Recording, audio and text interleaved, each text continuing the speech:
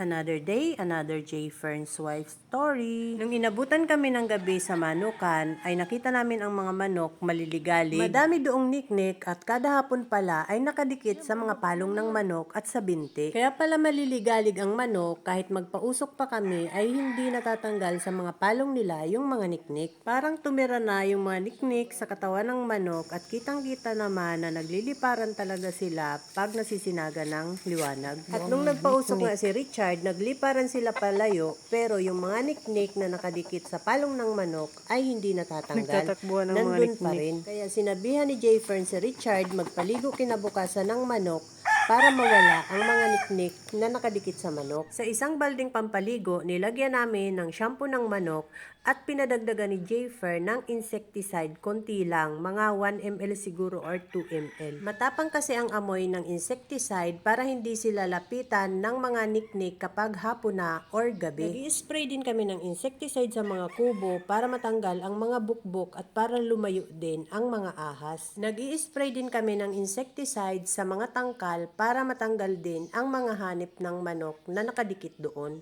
Medyo matagal-tagal na rin kasing hindi nakakapag-spray si Richard kaya ayan, may mga niknik na naman. Pinaliguan ni Richard ang lahat ng manok sa cording area, pati yung dalawang broodcock na nakatali sa breeding range. Yung mga broodhen lang na nangingitlog ang hindi nila napaliguan. Mabuti na lang maganda ang sikat ng araw kahapon, tiktik ang init maghapon, kaya napaliguan nila lahat ng manok. Pagkatapos ay ibinilad nila para matuyo ang mga balahibo. Pumunta sa breeding range si J. Fern dahil nakita niya yung bosto na madami ng itlog pero hindi pa nalimlim na nasa pugad. Matagal daw bago umalis sa pugad kaya malamang ito malapit na ring lumimlim. Naninibagong lumimlim ang aming mga broodhen dahil yung bosto na yan last breeding season ay hindi namin ginamit. Yung isang pulet naman na nalimlim dito sa likod ng bahay namin ay nag-umpisa nang magpisaan ang mga itlog. Mga itlog ng golden boy sweater pulet namin ang pinalimliman namin sa kanya.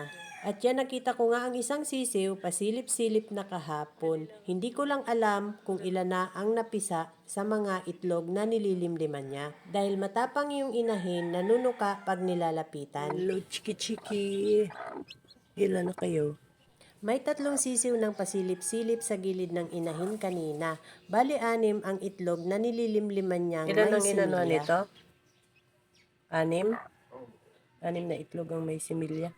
Buti na lang marunong ding lumimlim itong pulet Ilan kaya ang namin. pisa dito? At sana mapisa din lahat ng nililimliman niya. Pagkatapos niyan, iwawalay namin agad ang sisiw. Kinahapunan naman, bumalik ulit si J. Fern sa manukan at pinalagyan ng Vaseline yung mga palong lahat ng mga manok. Pinahaluan ulit niya ng insecticide yung Vaseline at saka ipinahid sa bawat palong ng mga manok. Yung maliit na makeup brush ang ginamit nila para ipahid yung Vaseline sa mga palong ng manok. Pinailawan ko kay J. Fern kung meron pa ring mga niknik na aali-aligid sa mga manok pero wala nang makitang nalipad na mga niknik. Ayaw talaga nila yung amoy ng insecticide kaya hindi na sila ngayon makalapit sa mga manok. Makakapagpahinga na rin ng maayos ang aming mga manok dahil hindi na sila guguluhin ng mga niknik. Magaganda na rin ulit ang balahibo ng aming mga manok. Makikintab na ulit. That's all guys. Thank you so much for watching. Please like, share, and follow for more. See you on my next video. Bye!